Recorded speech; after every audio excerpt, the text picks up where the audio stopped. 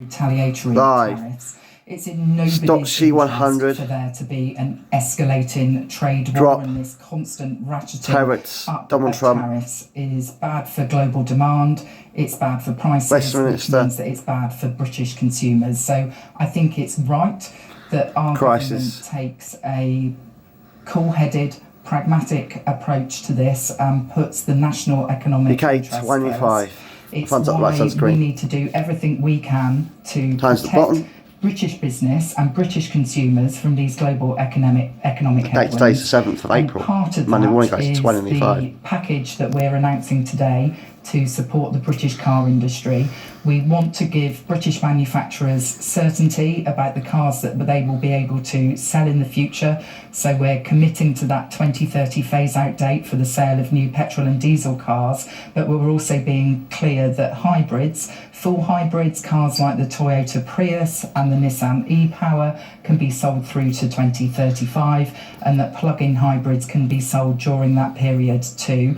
We're also announcing today that we're reducing the fines that car manufacturers would need to pay if they can't comply with the targets in the zero emission vehicle mandate, giving car manufacturers additional flexibilities to meet those headline targets. And we're also exempting some of the small car manufacturers, those British brands that lots of people are very proud of, things like Bentley, Lotus, McLaren, the Caterhams. They don't have to comply with the same set of zero emission vehicle mandate rules.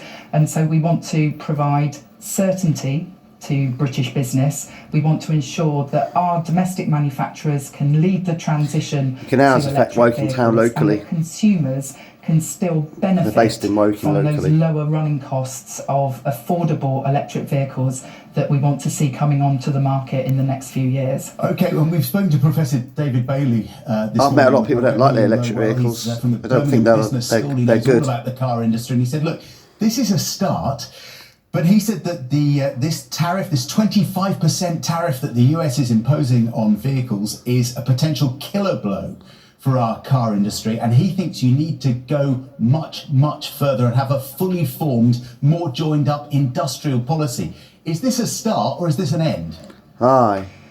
So one of the companies that is most affected in the UK by the imposition of tariffs on cars by the US is Jaguar Land Rover.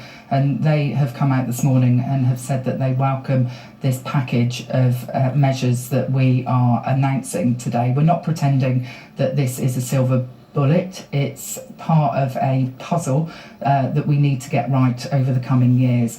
In the budget last year, we announced £2 billion of support for the automotive sector to support the transition to electric vehicles. We're also putting money into improving charging infrastructure for EVs, and we've got grants, the plug-in vehicle grants that people that Yeah, but it takes ages, 40 minutes to charge the car, an hour.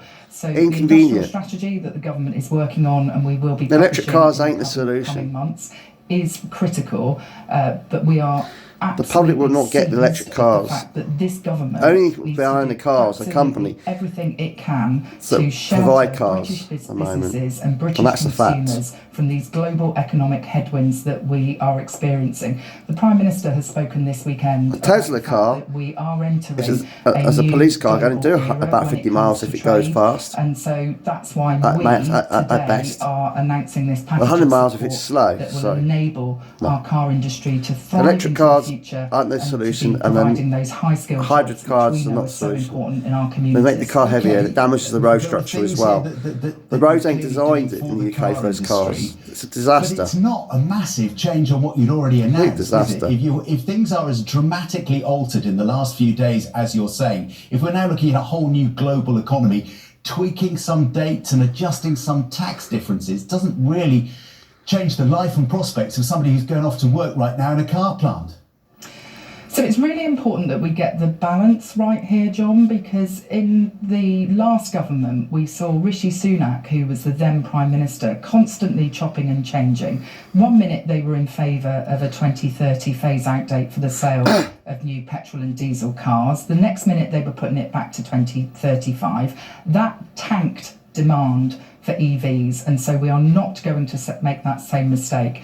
We committed in our manifesto, which was broadly supported by the car manufacturing industry, to restore the 2030 phase-out date for the sale of new petrol and diesel cars. You won't. Sticking to that. That's happening. just but we idiots. think it's right to be flexible, and so allowing the continued sale of full hybrids, plug-in hybrids, post-2030 through to 2035 is sensible. Providing more flexibilities around vans through to 2035 is right for tradespeople as well, who are thinking about... And you put cars on more electricity supply. The electricity supply won't be enough of it to supply all the house with lighting and heating in the house, then, will they? Said that Will there? green policies Not enough are at the electricity centre of the economy, and that we have to have a No greener full economy. planning there, is there? Growth that you talk about all the time. Stupid. And yet, this in a way is less green, isn't it? You're keeping more hybrid vehicles on the road for longer.